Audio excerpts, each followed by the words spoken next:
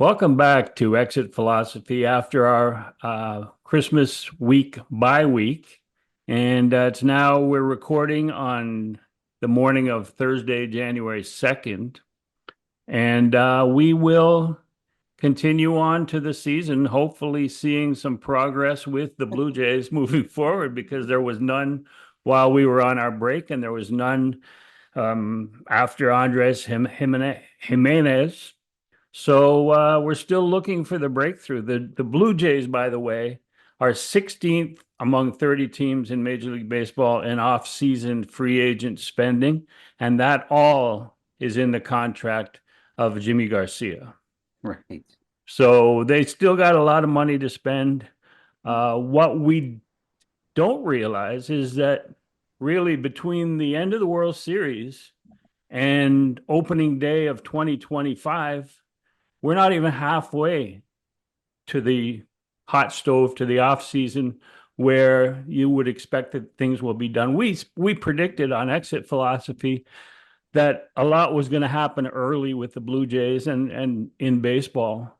And we were right about baseball. I mean, Juan Soto signed on the eve of the winter meetings, but the Blue Jays still have not made their move that we're expecting. And we'll get into all of those issues, the whys, the what they need to do, and what the hell's going on. But Yeah. before we get to that, well, how was your off week and how was your Christmas season? It's much like a lot of Christmases. It's nice to get that little mental, adjustment from the normal routine of what you're doing. But like most Christmases, I'm actually eager to get back to routine. I kind of like the grind of the everyday sometimes. But yeah, it was fun to see some people, some family, and reconnect with people you haven't seen in a while. So that was fun. How was yours? Eat too much, drink too much. I think I Well, that gained comes with about the four territory. pounds over That this. that's why it's back to get. I Yeah. like getting back to the grind. It's mostly that part. Watched a lot of NFL. I think that the NFL is great in smaller doses, but you can't. On Christmas, they had two. So Wednesday, Thursday, Saturday, Sunday, Monday, that's too much. By Monday evening, I didn't know what day of the week it was, what was going on, what games were on Tuesday, and there were none, obviously. But I think they've got it just about right with one on Thursday, one on Monday, and the rest on Sunday. But they do, but I get what they're doing when everybody's home and looking for stuff to watch on TV. They give you something almost every day, right? And yeah, it can confuse you, but I understand. I'll bet you the viewership was pretty strong. Well, it also could, over the holidays, wreck a lot of people financially because you all these games are on TV and you're going to gamble and bet on them now that it's legal. For And sure. all of a sudden, your Secret Santa gets coal in a stocking because you spend all your money betting on football. Somebody went doink off the Oh, crossbar. That's God. right. Yeah. That was one of my teams. Yeah, there were a lot of doinks over the There's holidays. a lot. Even in college, there was doinks. Yeah. Yes. Surprised how many So doinks there've been. now we're in the new year. Did you make any New Year's resolutions? It's funny. I'm generally the last guy on earth that does that kind of thing. Just always have been. I just kind of roll with what I've been doing. But this year, I'm going to be your prototypical, do the exact thing that most people do guy. I am actually with, obviously with the team that I've got going, I've got about 16 months of work to do within 4 months. So I've promised myself to get in the best shape of my life, like every other middle-aged man who's gonna. But I mean, I go to the gym regularly, but this time I'm gonna take a real strong run at cleaning everything up for a little while, and uh, I'm gonna do the thing that is so standard for the first time ever. I'm going to get in the best shape of my life. And it's not that I'm out of shape, you know what I mean? It's just that I'm going to make a real effort at it for once. So I know, crazy. Yeah. Well, I Yeah. made one, and so far so good. What's that? Um, I made a resolution, and so far I've been keeping to it, but it's only the 2nd of January, Yeah. right? What was that? So in the past, I've documented what I drink in terms Yeah. alcohol and beer and Okay. wine and whatever. Okay, I'm listening. This year I'm documenting what I eat. So it's not necessarily going to any schedule of what I should do, but they did say that 6 smaller meals a day is good. So are you telling me that you documented what you drank and decided that wasn't the problem? Yeah, pretty much. Moving So on to the food. now at the end of January, I'll have an idea if my diet is messed up or and how I could change it. I could show it to my doctor on my once every 5 year visit. What a theory. Show it to my doctor. Right. So 6 meals a day. Now it sounds great. 6 smaller meals sounds great. But I looked this morning and I put meal number 3, apple. Meal number 5, handful of M&Ms. That's a meal, is it? Yeah, that's a meal. There were peanuts in them, so I get several of the food groups. See, I do the opposite. I fast. I don't eat anything for quite long periods. Like, I don't know. Well, let's see what happens. I'll Yeah. document my. Well, it would confuse me later on when I look at a page of my notes and there's nothing on it because I fasted. No, I forgot to it'd be make like an. the Journal de Montréal writer at Dennis Martinez's perfect game. He only scored on his score sheet because he was a boxing writer. He only scored on his score sheet when something happened in the game. So at the end of the game, he looks at his score sheet and goes, Tabernacle, nothing happened. What a lousy game. It was a perfect game by Dennis. So later on, he got Dennis to sign the sheet. It was beautiful. That's outstanding. Holy smokes. Well, I'm interested to see how your journey goes. I may do that for drinking, actually. Now that Yeah. you mentioned No, it. it's good because the only thing is when you go in a bar with a notebook and you open it up because you have a beer, they think you're from that show that renovates bars, Yeah. like, Undercover boss. yeah, whatever. And when all you're doing is saying one Canadian. What happens if you wake up the next day and you've forgotten what you Well, had? that's why I stopped Yeah, documenting because that's why I stopped. It was not accurate. a An lot of not times accurate it was a portrayal. guess, like hours divided by beers that you normally do. It's probably pretty accurate then. Yeah. Probably a good guess if you're honest. Yeah. So let's see now. So now you mentioned it briefly, but do you have an update on your college summer league team? Because that's getting underway and the schedule starts in May, right? May 31st, I think, is the first game, I think. You have a name?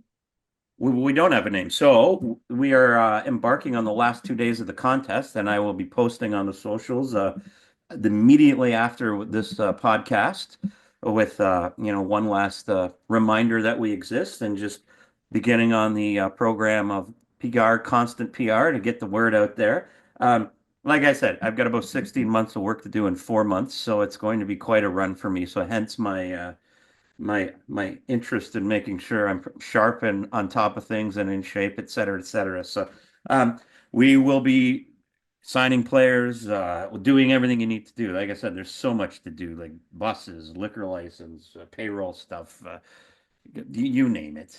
I can go up and down the list, but it's an exciting time, and we're getting some really interesting entries on the contest. So hopefully we'll have a team announced. Well, we will have one at the end of the month. We're going to do a press conference with the city, celebrate baseball, obviously have an update and hopefully some player signings of all that wonderful stuff. And it's going to be quite a busy time. So far so good, and the response has been great, and we're really looking forward to you know how this goes. And I'm sure you guys will be along for the journey, seeing as we meet every week. So Yeah, we yeah, get for it in real sure. time. Yeah, we'll do our best to help support the project. And just to clarify, it is the majority of those players are Canadian kids coming back from college for the summer that need a superior place to play. And this is a league from Northern New York, and you're the first Canadian franchise. Correct. And that the idea with this venture is that yes, we're going to showcase Canadian talent. Obviously, we won't refrain from bringing in some other top quality players if it fits. But that's the idea. As we move along and build this thing over the years, we really want to be that missing piece of the Canadian baseball landscape and feature Canadian talent and then give the community something to sink teeth into and follow these kids on their professional journey. So that's the goal here. And we're looking forward to that. That's great. We'll help in any way we can on Exit Philosophy because you will have a platform to outline your problems, and I know there's many just in terms of timing. Challenges. Challenges, yeah, challenges. Well, when we do that first podcast from the ballpark, centered around opening day, that'll be an exciting time. So Oh yeah, I yeah. look Maybe forward to we can that. even do a little play-by-play, you know? Yeah, 100%, 100%.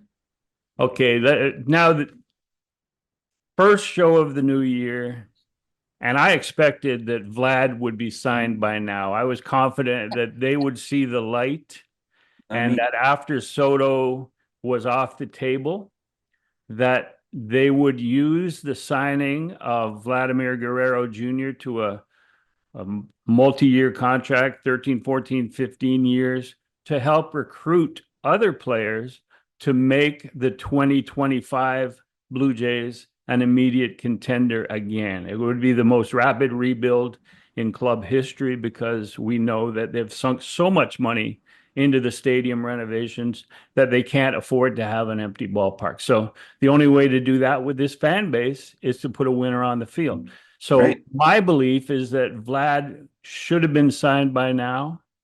Thinking back, I realized that at the end of the season, when Mark Shapiro had his press conference, he was not that high. And I thought it was just gamesmanship on the negotiations with Vlad.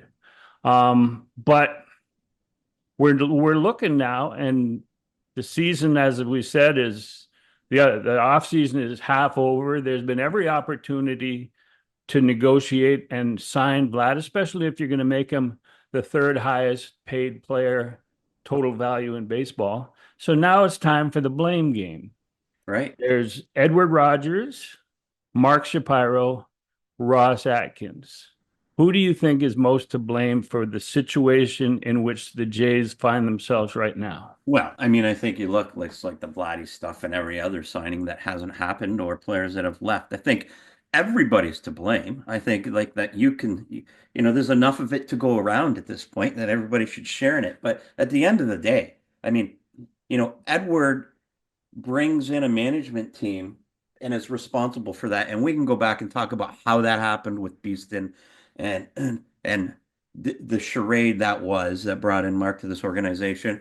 Mark's the one who's responsible for bringing in the general manager. Now, who's most responsible? Well, it's the general manager. He's the one who's directly involved for the relationships, for, the signings mostly, and what happens within the organization. So directly, it's Ross Atkins. However, the organization, none of this is allowed to happen without everybody else being involved and that being part of the program. Like this Vladdy thing, like it kind of reminds me of like when you're breaking up with your ex. You know what I mean? Everybody knows they're leaving. So you start giving a little bit of a shot here and there and discrediting them and looking at their flaws. I mean, I don't believe it was gamesmanship. I believe it's Mark knowing that they aren't signing Vladdy.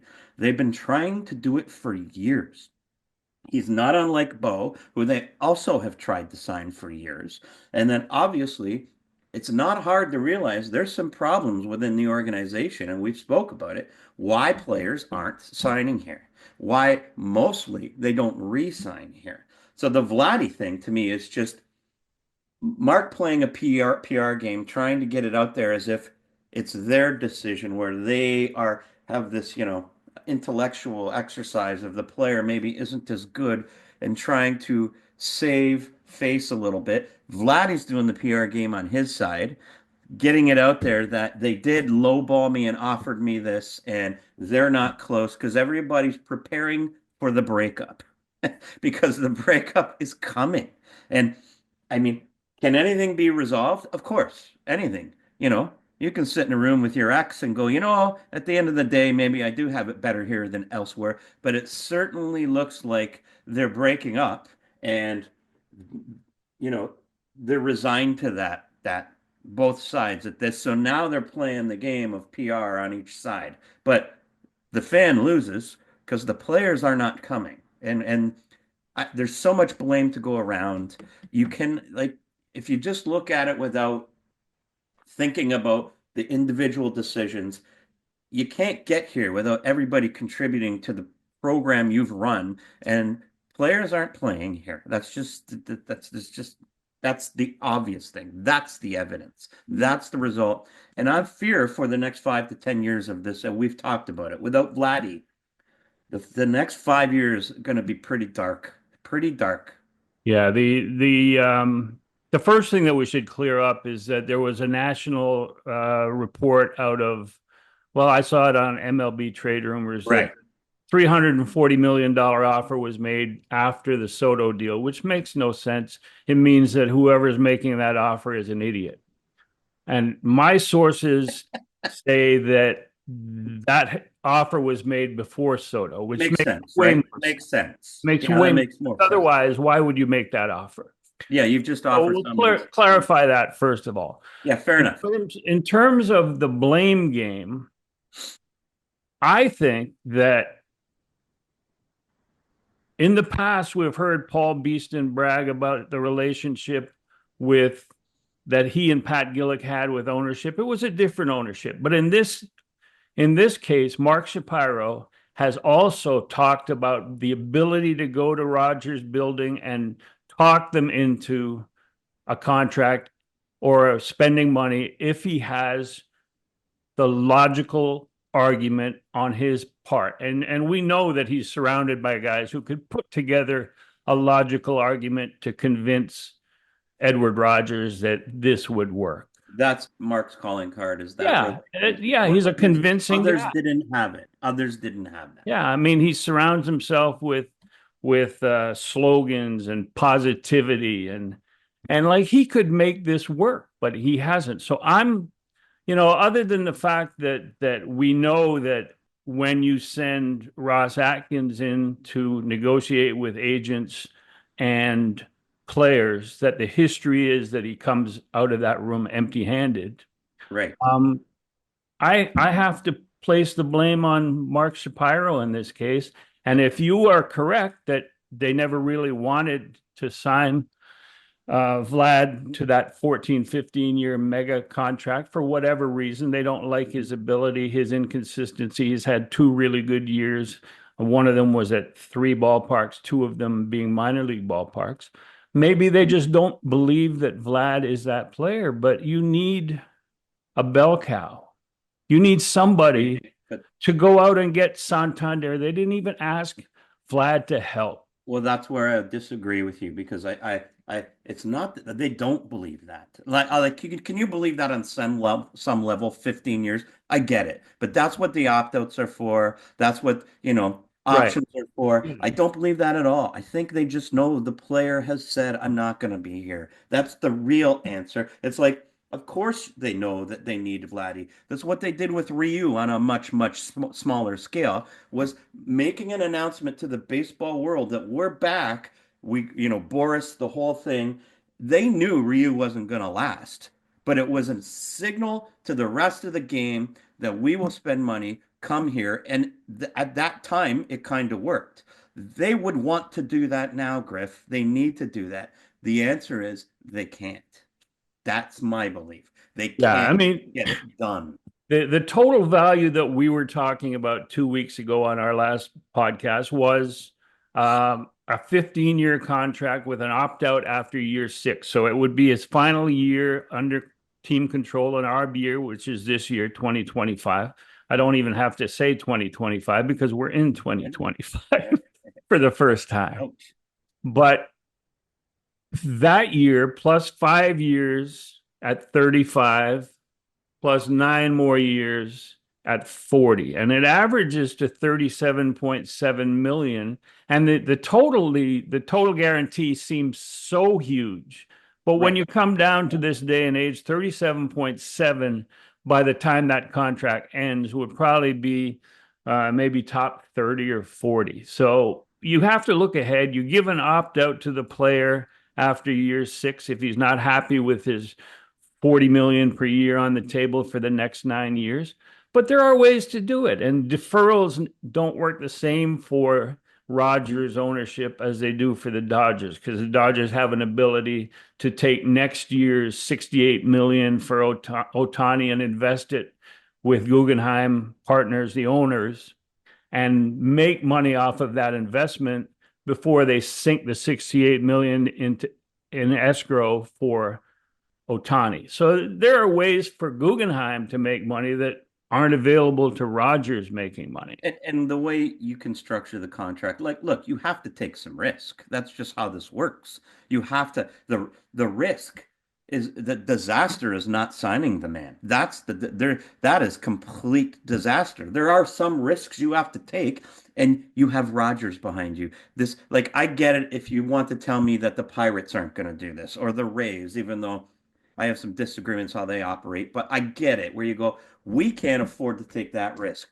That does not exist with Rogers in Toronto. The risk that they would have to take for Vladdy is a somewhat, but not a lot. It's just a no-brainer to get this guy signed on every possible level. He's your homegrown guy.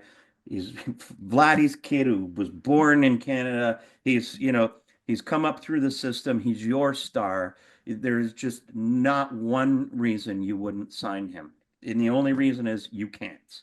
Yeah, I've been such a big fan of Mark Shapiro in what he does in terms of just being president, not being GM, but being president because of the building of the PDC, Yep. which is great for attracting players, and the building, the renovations at Rogers Center, which is the reason that we talk about the need for Vlad or a superstar to hang your hat on because they can't afford to have that place go empty after spending all that money. And that would be a bigger explanation for Rogers ownership by the front office of this Blue Jays group than anything. Is like you told us to build this huge pleasure palace, and now you're not putting any people in. It would be like custom building a mansion, getting people to build you a mansion and then furnishing it at IKEA. Like it just doesn't go together. And this is what Does not go Mark together. Shapiro is shopping for players at IKEA to put in his huge palatial mansion, and that's not working. Well, In he's fact, shopping. in fact, I was sort of jarred watching a college football playoff game, and they're talking about the possibility of um, the NCAA football because of the conference shifts of everyone needing a commissioner, someone to overlook the whole thing. And I thought, I got the perfect guy.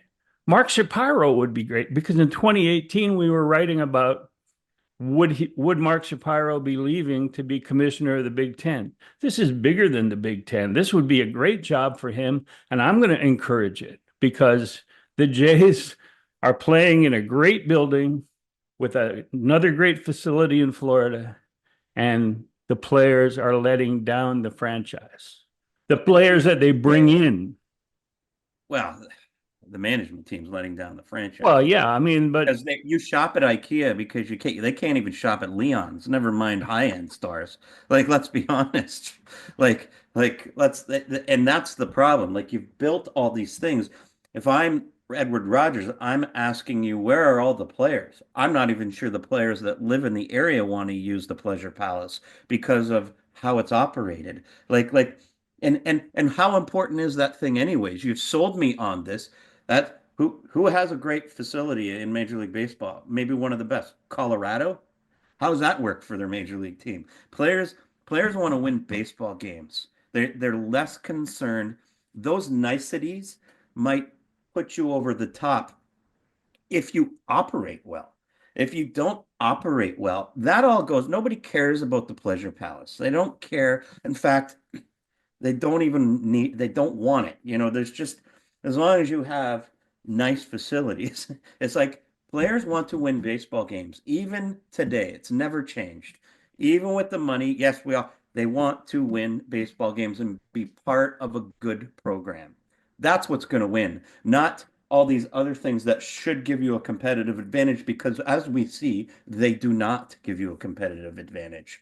It's the Yeah, people I that do. looked at I look at the home clubhouse, which is ridiculously opulent in terms of they got like a float tank and a sleeping room and a couple of weight rooms Nobody and batting cares. cages.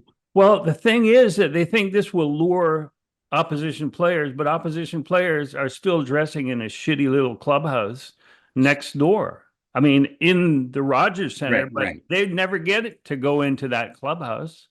So they're going word of mouth from Blue Jays players who are no longer in the mood to be promoting the Blue Jays. No, they're not, because at the end of the day, it's like I said, it's about the people in the organization. Griff, it's like a college program.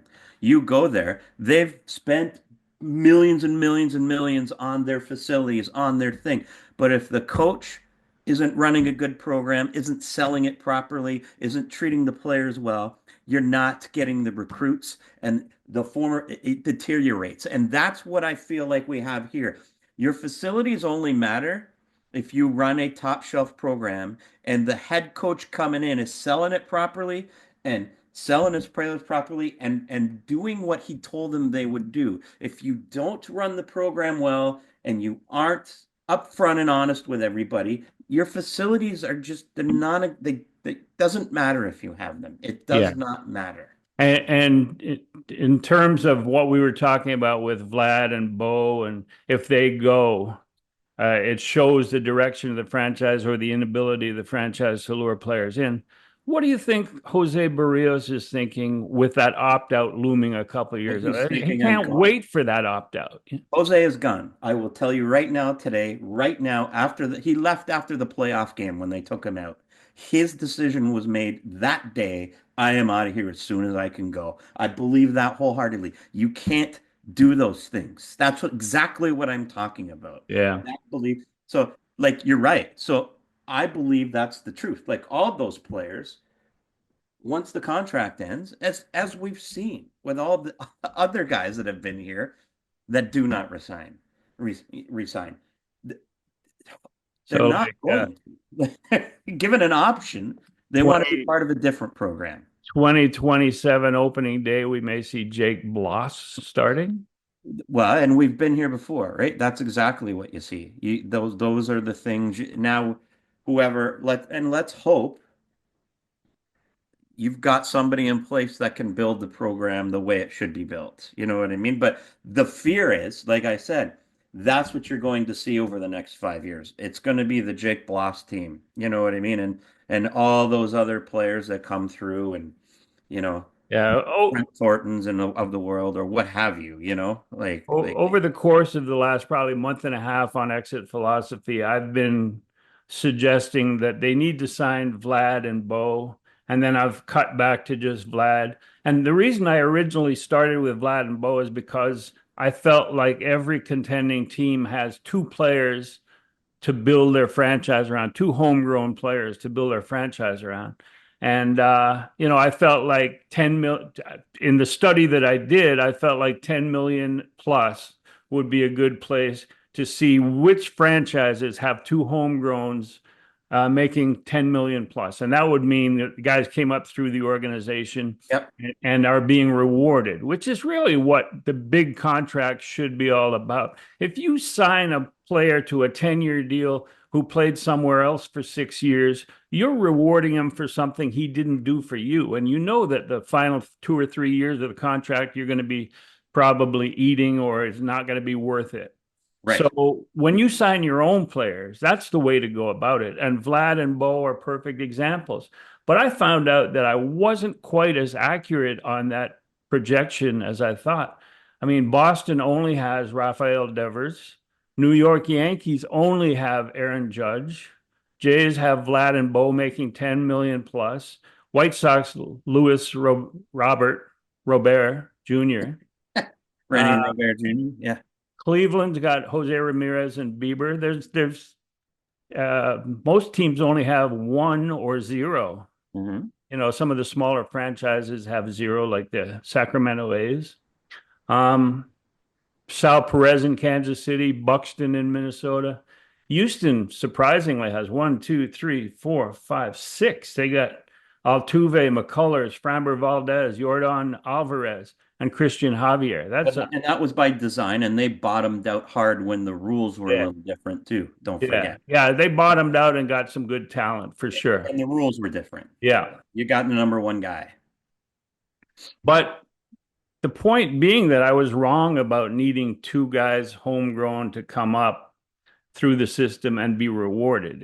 It would be optimum, but it's not happening with Vlad apparently, and clearly they haven't even Yeah, thought about about to Bo. be zero. Yeah, it's about to be zero. And the Dodgers, look at the Dodgers. They spend all this money. They only have one guy in that category. That's Will Smith. Right. Everybody else was traded or signed as a free agent, and that's the Dodgers. I mean, you got players who are actively turning down trade requests because they want to play for the Dodgers. Like I think Arenado is in that category. Right. He turned down a trade to the Astros because he wants to go to the Dodgers. Right. But yeah, so the Jays are in a tough situation, and nothing unless they do something dramatically in the next, spring training first day is February 12th, and that's the day that Vlad says he's not going to Well, negotiate any and it's longer. like you said, we're not even halfway through the off season. So is there opportunity? Yes, there is, of course. But does the evidence suggest that they will be able to take advantage of it? It's not looking good, Griff. Like it's like all signs point to them not making any major moves. Like clearly, the two that you're seeing right now, Santander, Bregman, like they would be obviously better if they could bring in one of those guys. And again, it doesn't take much to compete for a playoff spot the way the rules are set up. So Yeah, yeah, even for sure. one signing with what they've got in there might keep you in the mix. You know what I Yeah. mean? You And just I'm not worried about their stated need for a starting pitcher because they've got three top line starters. We talked about the possibility of getting a number three or four starter instead of a guy like Corbin Burns or somebody at the top of the food chain. We talked about that, and to us, to me, and I know that you agree, somebody in that category, three or four that you could slip in to the rotation and add to Bowden Francis, and you've got Yariel Rodriguez as a swing guy, but you bring in an experienced three or four guy making 1 or 2 years at maybe 8 or 9, $10 million. You could make that work as long as you sign that big bopper at a corner outfield spot or a third baseman. again, I keep coming back to, and we've spoken about it, the Cal Quantrill thing, and to me, I can't even for the life of me understand why that wouldn't be done and locked up. He seems like the perfect fit on every level. That back end guy who cost you in exactly the range you're speaking, and obviously grew up here. Um, it's well spoken. Like he just seems like the most And, logical fit for yeah, this team, and and, yet you you hear know, zero, yeah. zero. Well, maybe they're just doing negotiations behind closed doors. Well, I hope so. Like Yeah. I hope so. Like But a guy like Cal Quantrill, everybody knew that he was talented because he was drafted in an appropriate spot in the draft. mhm. And he's worked his way up and had some success. And to grab a guy who was pitching in Colorado, mile high, and had some decent success, he's going to be more effective at sea level. And I think that, I mean, we both agree, there's no argument there that that would be a guy that will be available in late January that you could fit in once you decide how much money you have after signing Santander. Let's hope. We're waiting. And maybe it's happened Okay. while we're on. Who knows? So But now that brings me to our homework assignment that I gave you of the five current worst contracts in Major League Baseball. And we're going in that direction because there's always a possibility, no matter what your best intentions are, that you're going to end up with a contract that bites you in the ass. right. That So happened. we'll go five, you go five, I'll go five. All I'll right. go four, you go four. So we'll alternate. Yeah, I'm gonna Be guess like for the college football overtime, going for 2 point conversions. I'm gonna guess we're gonna have some obviously the same names probably on this list. Yeah, but they might be in different spots on Yeah, the. number five for me is Andrew Benintendi. I mean, he's only has well, only 3 years at about $50 million left, but he seems to be obviously a long way from even being on a somewhat productive. Um, I kind of rank these two a bit of how now, does it matter? Yeah, right. Doesn't. Very, that's why I've kind of ranked mine too. Like it's a terrible contract. They'll ride it out. Maybe they'll get rid of it at some point in the next couple of years and some, but I mean, Well, unlikely.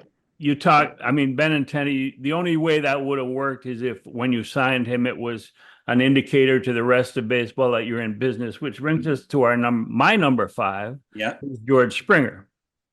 Now, George Yeah. Springer would That's a be good higher on point. my list, except for the fact that he was one of those indicators, like Hyunjin Ryu, where you say, how did the Blue Jays sign that guy? That's a pretty good deal. This guy's a World Series MVP in 2017 or Yeah. whatever it was. And yeah, that's a good move. And this shows that the Blue Jays are serious and they're in business and can compete. That's the only reason he's number five. His performance and his injury history would have him higher on my list, except he served at least that purpose of showing Yeah. they were And he back didn't in. make my list because there's just not enough left on the deal for me at Yeah. this. Well, but I thought about him too, and I see why you're there. Number four could I mean, It's my turn for number four, and then you follow. oh, is it? Was this Yeah, how well, we're and doing then it? we alternate. It's like the A snake. snake draft? It's a snake draft. All right, go ahead. So my number four is Chris Bryant because he had such high expectations that year that the Cubs screwed him and kept him in the minor leagues, Yeah, I even though he know. led the Cactus League in home runs. He led all of spring training in home runs. And how could you keep that guy in the minors? Had some good seasons with the Cubs, then went to Mile High, and everybody is expecting. By that time, he couldn't play third base anymore, so he's an outfielder. Yeah, People are expecting 40 home run and seasons. they These should. guys, and it hasn't turned out, and he's still there, and he's still got some, and he's untradeable. Yeah.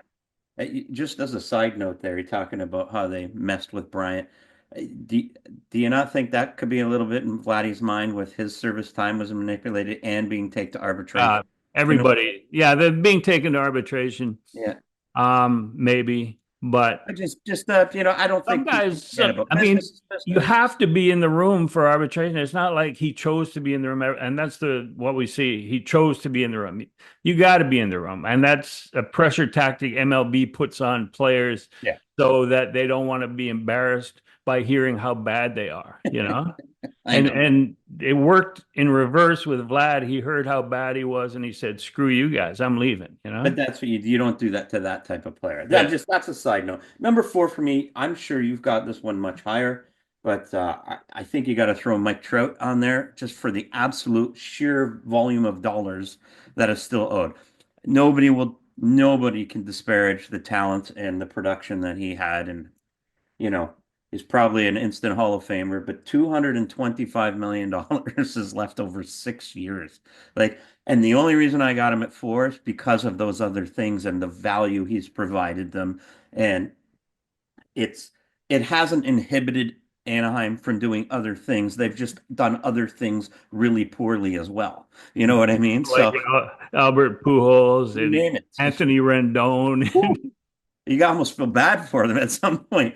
But I've got Trout four, and then if it's a snake draft, we don't need to talk. I got Chris Bryant as three. So you've stated it all on Chris Bryant. So I'll turn it over to you for three and two. No, you got to go three first because I we're. did three. Bryant. Bryant's Oh, my that's right. Yeah, my number three is Anthony Rendon, about whom we just previously spoke.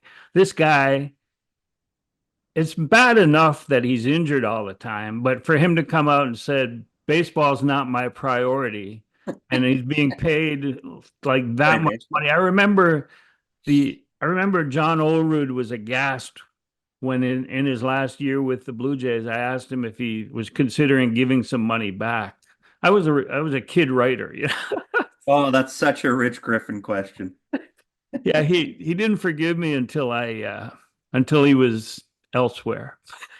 And we spoke we had a great conversation at the Canadian Baseball Hall of Fame inductions in St. Mary's, and we're both over it. So I'm glad he didn't give any money back, and I'm glad he's forgiven me. Yeah, But yeah. Rendon, with his attitude, if he really believes that, then maybe he should give some money back and say, my family's a priority. I've got more than enough money, and I know I'm stealing from the Angels I'm right sure, now. sure he just misspoke. Yeah, His play tells you. And yeah, again, he's not on my list because I'm looking what's left on deals. I mean, that might be the worst of all time if you want to yeah. talk. You know what I mean? So I didn't have him on my list, but man, he's So number two is there. mine, right? I start number Number two. two is yours. Well, this is easy, and we've spoken about him already. Number two on my list is Benintendi because it's a shitty team and he's been a shitty player. So it's a match made in heaven. Yeah. Hell. Okay. Um, so we're gonna do my two and one. Yeah. Um, my number two is Javi Baez, and I now he only has $73 million owing over 3 years, but he's been such a drag on that ball club. And as you can see, when he wasn't available, they played pretty darn good. And the reason I have him so high is that team is poised and wants to compete and is on the upward, trajectory. And to have that guy eating up that much salary, it is going to impede what they do.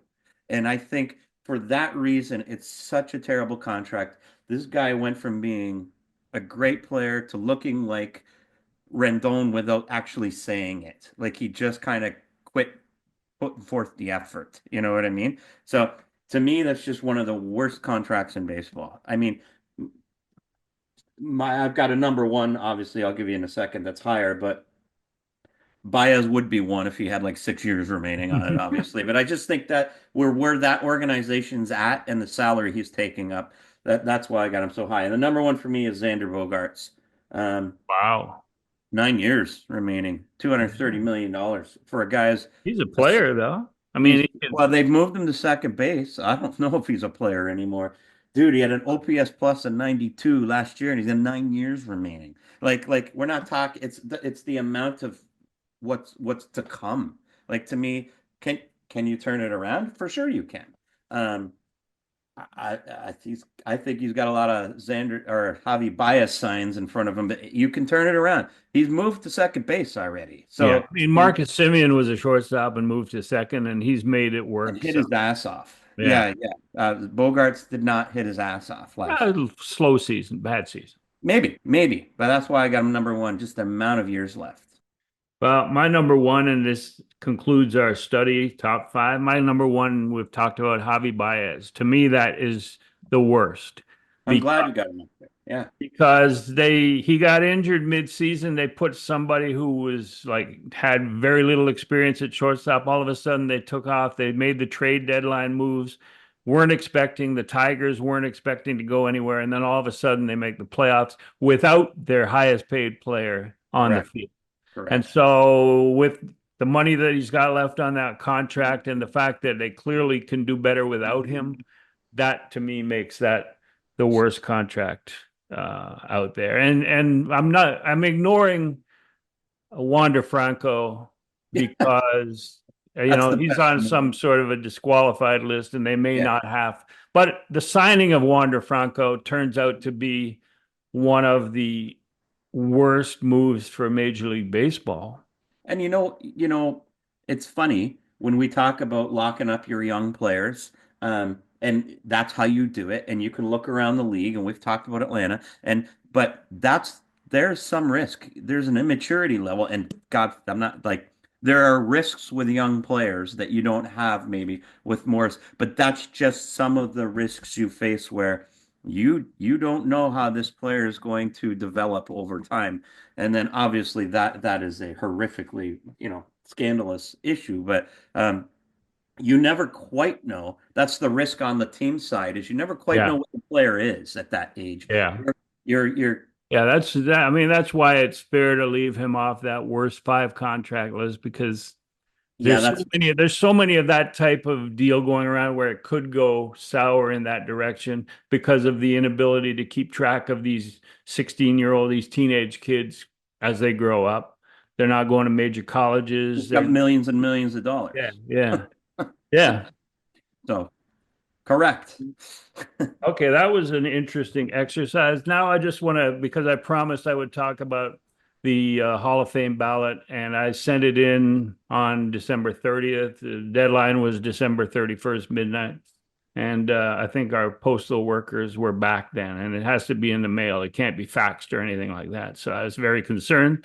But they sent me and they sent Bob Elliott, they sent all the Canadian voters uh, prepaid FedEx Yeah, envelope to sure send they back. So, I'm sure so they actually missed I know they somebody. got it. He missed by one vote due to the postal strike.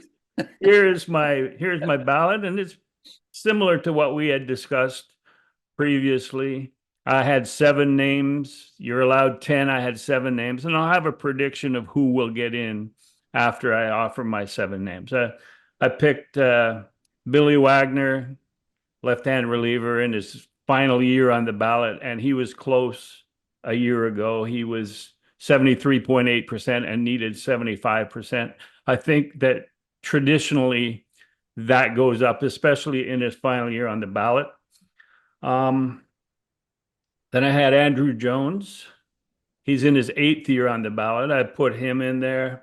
Carlos Beltran, despite the Houston Astros stain from their playoff cheating, but cheating, we've talked about that. Cheating has been going around since before the New York Giants had a guy on the scoreboard with Right. binoculars Bobby before Thompson. Bobby Thompson's home run. So Man in white. King Felix was one that we discussed as Yeah. iffy, and he was sort of fringy for me, and I left him on the ballot because to me, I mean, not that this is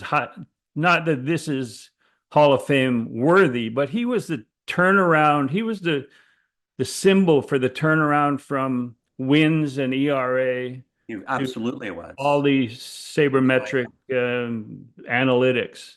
Yep. And he was the guy because he won the Cy Young with like 13-12 record. But all of his other numbers, his metrics were fabulous. And I think that, in that regard, he's important. And in that regard, he's on at least on this year's ballot for me, and that can all change. Um, then I had CC Sabathia, who, for what he did for the franchises that he was on, when he volunteered to pitch every third day down the stretch. I think it was for Milwaukee Wasn't that or awesome? Cleveland. Yeah, that was for Milwaukee. That was tremendous. I was Milwaukee. His performances on the grand stage of the New York Yankees, and I was in that clubhouse in his postseason performances, where he would face wave after wave of media asking the same questions and be gracious and available. And that's one of the paragraphs on your Hall of Fame ballot. It describes what a player should be. That's a good And point. to me, that adds to the legacy of CC Sabathia. And that's why part of the reason why he's on the ballot first ballot. I think that's worth mentioning because I think the everyday fan doesn't understand the criteria. All they look at is the numbers, and that's it. Well, I mean, my argument for years has been if it's all about numbers and war and metrics, then just run the names through a computer and it'll spit out who should be in the Hall of Fame. But that's not the way it works because there are other criteria. That's not the purpose of the Hall either. Yeah. The stories matter. It's like when I listen to social media and there's an artificial intelligence story. You can tell it's AI because they mispronounce every name and every word, and it's ridiculous and it's boring and it puts you to sleep, and I hate it. So you will never be replaced by AI in my books. You should consider it though. It depends. Yeah. And then Ichiro is on there obviously because his 4,000 plus. Yeah, one of the greatest players ever. And my seventh pick was Russell Martin, which I know he's never going to be in the Hall of Fame, and I wrote a column about it recently. If you want to go on griffsthepitch.com, it explains the logic behind that. And I know that you only get on the ballot one time. And if you get pitched a shutout, and I know that in the first 90 ballots, Russell Martin only had 2 votes, one of them mine. But if you get shut out, it's not something you want to tell your kids or your grandkids. No, And and to me, he fair did enough. enough. He did enough. 7 straight seasons with 4 different teams making the postseason. And we discussed him on the last show that we did 2 weeks ago. Um, that to me, for a catcher, is very, very important. And he took the Pirates to 2 straight postseasons when they hadn't finished above 500 since Barry Bonds left in the early 90s, you know? And I think, you get and you do, and as do many when they put their ballots out there, you get ripped and criticized because people just say he's clearly not a Hall of Famer. And but again, I can't, you're coming back to a narrative, and I don't mean that in a negative way, that actually justifies the selection. And I think we're getting to an era too. Andrew Jones, too. Like, he's obviously on the fence, but we're starting to understand maybe value beyond just offense. You know what I mean? Yeah, no, clearly. And we Yeah, talked about Russell Martin, just his right. his need at spring training to neglect his hitting in prep for a season, but to be prepared to know every pitcher on his pitching staff, especially if it was a new team. And that's Hall of Fame worthy dedication to the craft. And how do you quantify what he did every single year of going to the playoffs with different organizations? Like you can't quantify it, but there's value there. And Andrew Jones, you could argue is the best center fielder that's ever played the game. You can argue that. And I think Yeah. that gets overlooked a little bit. You know what I mean? And that's those type of things that I think as we go along are stories and people that should be considered for the Hall of Fame rather than just, did he get this many wins or, did he hit this many home runs, that type of thing. I think there's room for that. There were some days with Russell Martin where he would catch a full 9 innings, and then you'd be come down from the press box after sending in your game over story, come down from the press box and be waiting at the door of the clubhouse, and Russ would come by, showered, dressed, Oh, leaving. I live going, that leaving. world. How do I'm you I'm do like that? Yeah, I'm how do like, you son do of a, that? is Russ leaving before everybody comes in? Right. And he knows better too. Yeah, he probably needed some more sleep. Well, yeah, I mean, Or he had a red hot NFL Madden going or something, yeah, red hot something. or whatever he played on the Red thing. hot something. Um, so now this brings us. That was a spirited discussion on everything we needed to talk about in the first week of the new year. Yep. But this brings us to our favorite segment, the NFL predictions. Yes. And I was so red hot. I was Oh, 20-10, and I asked you for your 3 games, even though we were off. yeah. So I sent them out at the bottom of my What a Hall of Fame column. mistake that was. Yeah, I should have just held on to them and said I was 3-0. Right. Anyway, you were 1-2 last week, and that brings you to Uh, uh 15 and 18. yeah. And so I was 0-3. So I apologize to people who were riding my 20-10 hot streak. Yeah, Now yeah. I'm 20-13, which is still pretty good. Oh, it's not pretty good. It's But excellent. but Excellent. yeah, I mean, this is against the spread, so it's all good. Now let's go with this week. It's Yep, the final week. There's so much that nobody knows about. Like how long is for sure. Josh Allen going to play? Because he For just sure. wants to start the game. It might be Yeah, the play fifth. one series. Yeah. Yeah. And and then there's other teams that have their playoff spot locked up. Do they want their guy to stay fresh, or do they want him to have a bye week heading into the next week? So there's all those questions. And then not just the quarterback, but every position. And we know that Saquon Barkley is not going to play for the Eagles. So this is just a crapshoot, but that's usually when we're at our best. Yeah, that's right. The more unknowns, Griff, the better it is for the Yeah. better. So top 3 picks as usual. Yep. And we'll go with your three, and then I'll come back Okay. with my three. So I've always had a theory, which I think has served me well. I believe it has in these situations, especially in football, that don't discount it's football. So you cannot half-ass this game. You cannot show up and not be motivated to play, or you're going to get hurt playing this game. So I have three picks that are all underdogs. The first one is the Carolina Panthers getting +8 at Atlanta. I know Atlanta's alive still. They need to win the game, even though it's unlikely they get in, even if they do. But Carolina's going to show in my book. They're going to show they're getting 8 points. That's quite a bit. So that'll be my first one. The second one, I'm taking the Kansas City Chiefs getting 10.5 at Denver. Yeah, that's crazy. The number one overall seed and Well, and I getting get 10 it. and a half. I mean, guys aren't playing, so it's not the Kansas City Chiefs. But this is where my theory comes in. Whoever's on that football field is going to play hard. And I know Denver wins and they're in. I get it. I'm not saying Denver won't win the game, but 10.5 to me is just too much in this league, you know, with quality players on it. Not you can't sit everybody if you're the Chiefs. Guys got to play, and you can't not play this game hard. And that brings me to my other pick, which is the Rams +6.5 versus Seattle. Uh, the Rams are in, Seattle's out. I'm not even sure how the Rams are going to handle this one, but like I said, somebody has to play the game and they're going to play it hard, and I'll take the points in those scenarios. And I found that that's worked well for me over the years is you can't, this isn't hockey. You just can't, and I know, skate around, dump the puck in, you know, get off the ice, and no, you can't have a no hitter in football, as they say in hockey. You know what I mean? So I find in these instances, take the points, and that's what I'm going to do. I'm going to take the points. Yeah, I like actually the Carolina pick.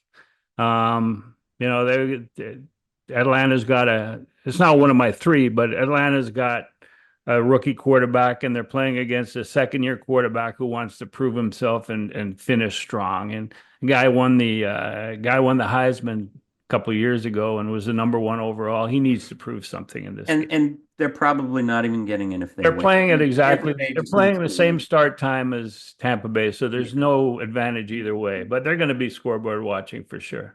Yeah. Tampa Bay could romp in that game. So, my first game is the Texans +1 over the Titans. And the reason I'm doing that is even though Yep. They're not. Texans have their spot locked Yep. up, They're they're flawed. only 9-7, and CJ Stroud has been terrible. God, is he ever? And Mills, their backup quarterback, is going to play. And I thought he was going to be the starter before Stroud came out of college and lit it up He last year too. was. Yeah, yeah, And, yeah. and Mills is a good quarterback, and I think he wants to prove that. He's been working with all these second stringers on offense all season, so he's more familiar with these guys. And the Titans are the Titans, and Well, that's kind of my theory, right? These guys are going to play hard. You know that. Houston, those guys are going to play hard. yeah. And they want to win 10 games. They don't want to win 9 games and win this AFC South. Right. That that's And even embarrassing. sometimes winning doesn't change their seed. So it's not like they go, oh, if we win and we get a tougher, there's nothing for them to do. So they're Yeah. going to, So my second pick is the Dolphins -1 over the Jets. And New Jersey fans have been looking up to see drones. This week they can look down to see tanks because they're going to tank. They want a high draft pick yes, they do. because they clearly don't want Aaron Rodgers back next year. No, I think that's over. So like the Dolphins need that win. They're not sure they're gonna, but they do have a chance to make the playoffs if Yeah, one they of do. your games comes They through and do. Kansas City somehow upsets Denver with a second string lineup. Could Then happen. the Dolphins win, they're in. That's so they do have something to play for. And Huntley last week showed that it just took them a while to grasp the complicated offense of that yuppie guy. who coaches that team. Daniel. Yeah, yeah, yeah. So yeah, that's my second pick. My third pick is again going off the board a little bit, but Lions and Vikings over 56 and a half. Like to me, neither team has showed the ability to stop. Well, especially the Lions, Yeah, Minnesota can. So. Minnesota. Minnesota has, but the Lions have so many weapons on offense, and some of the throws that Jared Goff made. Oof, Uh, they're rolling. yeah, Oh, yeah. And I played golf with Jared Goff's dad, and he was my partner, and he sucked. So this is going to balance it if I can win some money here. where did this happen? In Atlanta, he was a backup catcher for years, or for Oh, a couple right, of years. right, right, right. And so Tim Wallach and Bryn Smith and Jared Goff and I went out to a golf course in Atlanta, and he was my partner. He looked great in a uniform, but couldn't play golf for shit. I'm sure your game didn't pick them up Oh any. yeah, no. Yeah, yeah. Let's not talk about that. I can tell you the flora and fauna of Georgia like nobody else. I spent so much time in the woods. That's right. Yeah, so that's that. And I think that wraps up. Good luck to everyone with their NFL picks. And I don't know who you like in college football, but Ohio State looked awesome. Hard not to like them at this point. Yeah. Isn't it? Holy smokes. And Oregon went into that game with no defeats and looked like a high school team. They did. Yeah. And we got another game tonight, right? Yeah. That's a postponed game. Unfortunately, Yeah. Yeah. with New Orleans. Yeah. Have you've been to New Orleans, haven't you? No, no, I haven't. Oh, really? I saw it. I've never been, strangely enough. Yeah. That's crazy. It's I went there on my honeymoon. Yeah, I'd love to. Yeah. I drove with Debbie on our honeymoon from Tampa. And in those days, we looked at real maps. So I had this book of maps. Yeah. And I said, well, it's not that far from Tampa to New Orleans. But I didn't realize that the panhandle was at the bottom of my map on the right-hand side. And that was another 4 hours. How long's that trip? Oh, shit. It's a 10, 12 hours, something like Yeah, that. not bad. Stopped at McDonald's in Biloxi, Mississippi. What a charmer you were. Holy smokes. Yeah, well, we're still together, so Nothing but the best. Yeah, yeah, yeah. Well, you set the bar low, right? uh, Early. yeah, right there. Only a But there's couple of also minutes. I'll include a chapter in the book about that, but we'll see. Anyway, All right. yeah, good luck to everyone on their NFL picks. Good luck to the Blue Jays on progressing with Santander and Vlad. They need to sign both, in my opinion. Or whoever. Yep. Who Yeah. knows? Maybe we'll be surprised. Yeah, maybe we'll be surprised. And if it does happen, maybe we'll do a show right after it happens. So it might not be next Thursday. It might be in between, but it'll be next Thursday. Fingers crossed. There you go. Anyway, thanks everyone for listening again. And that week off rejuvenated our juices of conversation and being argumentative. So I appreciate it, Mal, and thanks everyone for listening. They can go to griffsthepitch.com to find old episodes of Exit Philosophy and everything I've written over the last 2 years. See you later, everybody.